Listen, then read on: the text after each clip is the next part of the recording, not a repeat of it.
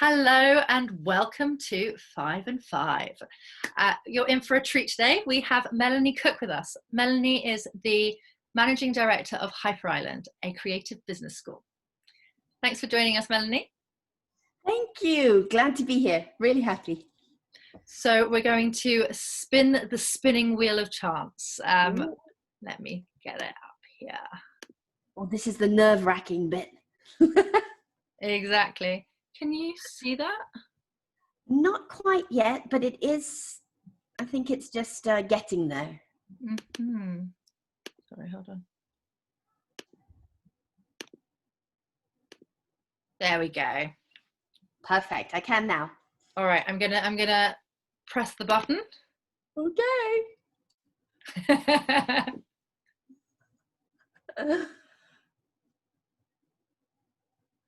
All right, we have. What have we got? What can you see? Well, we have change. Okay. It's a huge topic right now. Exactly.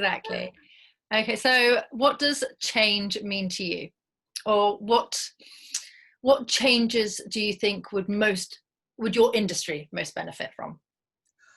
Gosh, education has literally been in the same format for millennia. We start with, go as far back as Aristotle, and then you have Pluto, and then you've got Jesus, and then you move forward into the classrooms of today, and it's always been one man or woman standing in front of a classroom of pupils, whether they're adult or children.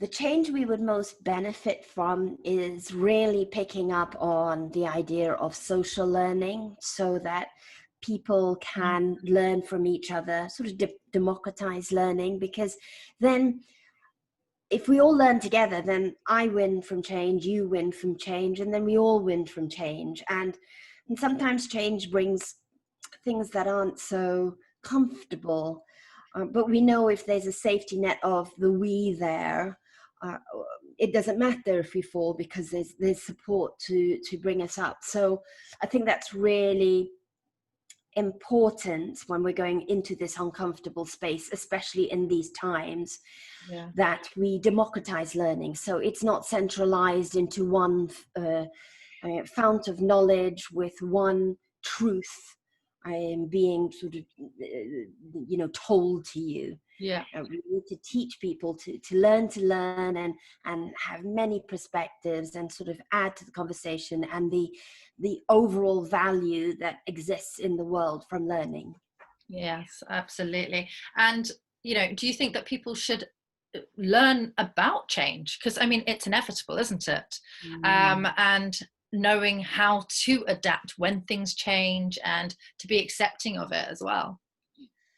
Absolutely. And you know what? It's so much easier said than done, because we physically are not made to accept change. I mean, if you think about it, when we were cavemen, change never represented a good thing, or change represented a danger. What's that rustling? Is there a massive whatever behind me? Absolutely. And so our brains were actually created with the first response to change is a fight or flight mode. And often those decisions get made in a panic. And I think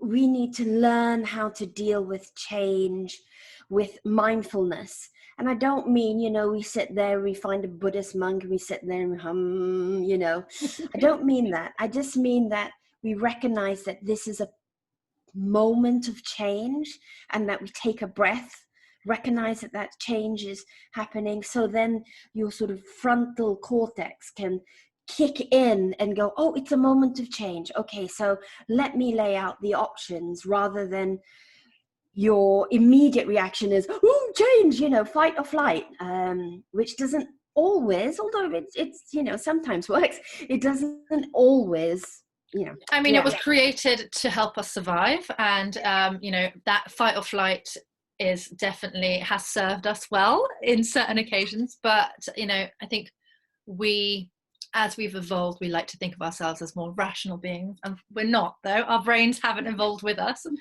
And being able to sort of assess a situation a bit more rationally would perhaps serve us well. Yeah. So, okay, let's talk about resilience and change. What would you say are some of the most important lessons you've learned in the last 6 months? Oh, you know what? The most important thing is to slow down. So as the world speeds up, we need to slow down. So there's this idea of system 1 and system 2 thinking, where system 1 is your fight or flight, and system 2 is your ability to stop and just measure what's happening and then saying, okay, I could do this, or this.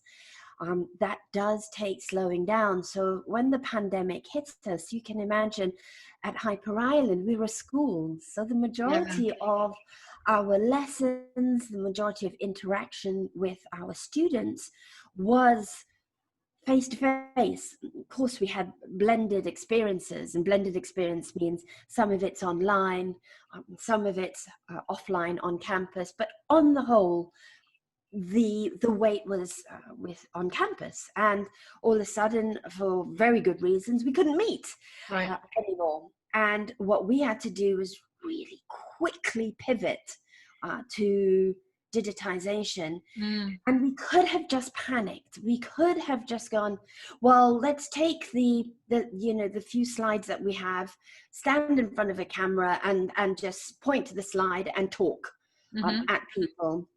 But instead, what we did is we went back to our learners and our past learners and our alum, and actually students that we have right now, for example, our master's students right now. And we said, taking out face to face, what is it about us that you love? Why do you come back? Why have you decided to invest an entire master's degree in us, for example? And the things that were coming back is that Hyper Island make learning fun. They make us a little bit uncomfortable, but in a safe space. They help us learn without realizing we're learning. And so we took all of those things, those really human-centric things that have come out of our learning, sort of unintended consequences actually that have come out, and we said, okay, so how do we codify that and digitize that? And so instead of just going out talking head PowerPoint, now I'm going to share my screen and this is what this slide says, we created things like a data treasure hunt or a murder mystery to explore unstructured data, or the museum of failure to explore. I love this. Yeah, so who would have thought? You hear it all the time. Oh, well, you need to learn from your failures. So we went, okay, well, let's create a museum of failure. Yeah. And so we really can learn from our failures and other people's failures. So it's that, so because we just stopped and took that moment, and we only had to have a few calls with people, and we were making calls anyway to reassure people that we're still going to be there for them, and we asked them this additional question. And then just beyond that, the other thing about slowing down is also having the courage to test different things. So our data treasure hunt went through many iterations. The first one maybe was a little bit boring. The second one was too high level. People couldn't get access to the data we wanted to. But what we did do was, instead of going, oh, right, data treasure hunt is out, let's just throw that away, we iterated. And again, that's because we stopped, we thought about what we wanted to do, we did it, then we could measure whether we were achieving it and how therefore to iterate on it. So yeah. I mean, so there's slowing down, but you're also incorporating change and being proactive about it, but just taking the time to do it slowly and correctly and make those changes as and when they come. So it was good to see that you've very much embraced change. Are there ways that you feel that you mentioned slowing down and changing the approach and some of the core structure? Are there ways that change has sort of personally affected you in the last 6 months? Yes, of course, our massive working from home experiment has hugely affected me. As you know, we have a 3-year-old daughter, and it was hard actually because mama works, and so the time that I am home and that she sees me, she expects all of me.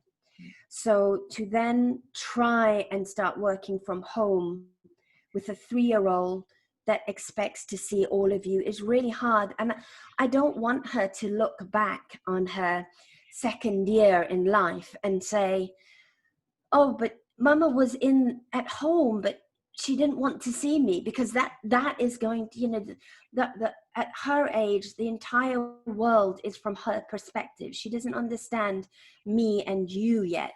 That's why, she says, oh, you can't see me, when she's right? That's why, because she can't see me, so therefore I can't see her. That's her hiding. And so what I had to do then is we very quickly sort of, had to change everything around. And actually I have this background behind me because I'm standing in the bedroom. Right. And that's the only place where I could sneak away, for her not to realize I'm at home, so she doesn't have this feeling that I'm not there for her, or I don't want her anymore. So literally in the morning I sneak out of the gate, and then and then my husband sort of entertains her or takes her to school, depending if it's a school holiday or not, and then I sneak back in again, and go upstairs. Oh, so you have to do, so it's, even being at home, you have to have a complete change of identity, and when you're in work Melanie and mum Melanie. Yes. Oh, well, listen, thank you so much for sharing. It's been amazing talking to you, Melanie. Thank you. Oh, you're most welcome. Sorry. And I guess continue changing and adapting. And I hope that we get to speak again soon. Yeah, definitely. Take care. This has been 5 and 5. Bye.